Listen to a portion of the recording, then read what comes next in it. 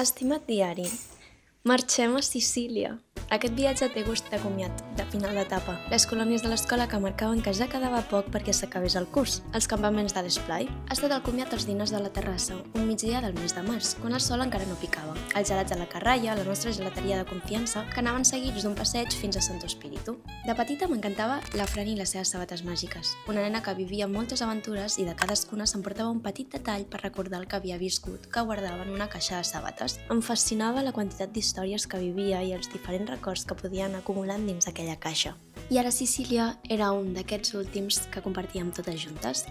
Només arribar a la illa ens van venir a buscar en cotxe. Òbviament no vaig gravar res per respecte i privacitat, però quina anècdota. Els propietaris eren una parella que podrien haver sigut uns avis joves de qualsevol de nosaltres. I com a bona illa, la comunicació entre cales sense cotxe no és massa bona. Així doncs vam haver d'adaptar-nos al tren. Però això era problema de l'endemà. Només arribar vam estar una estona al mar i vam començar a preparar-nos pel que quedava d'aquests dies.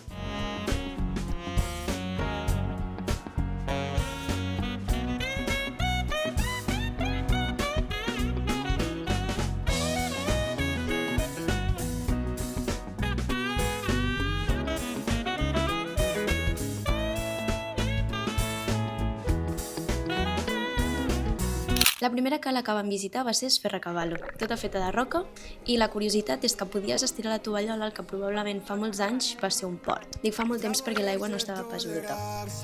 C'è una differenza grande, un'idea e una persona si possono assomigliare, o meno male che c'è il mare che si porta ogni pensiero a mischiarsi con il cielo e non tornare mai più. A la nit vam visitar Palermo, ja que és la capital de Sicília i ens ho van recomanar moltíssim. Va ser diferent a tota la Itàlia que coneixem. De fet, Sicília està a l'alçada de nivell globus terraqui del nord d'Àfrica i estem més a prop de Tunis que de Roma.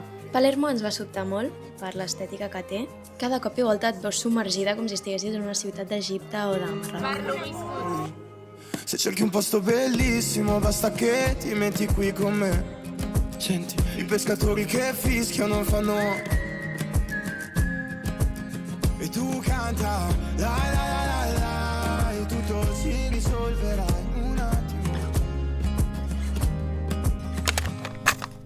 El dia següent vam agafar el tren per anar a Cefalù, un poble preciós, i la platja també és molt maca.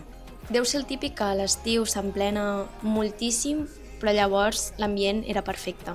La la la la e tutto si risolverà in un attimo.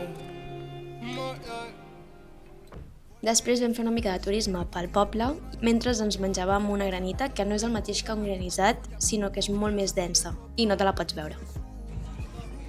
Senza sentirsi simili ai tipici tipi di complicità, ma tipici riderci su ci porta i problemi fin laggiù per non tornare mai più.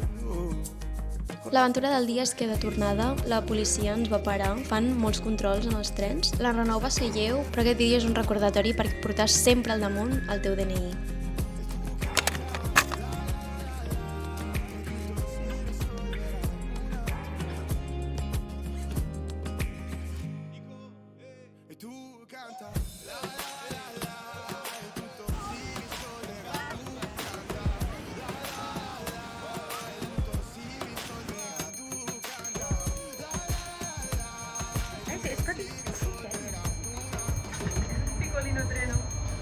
El poble on ens vam allotjar es diu Isola de la Femmine i les postes des d'allà es veuen espectaculars.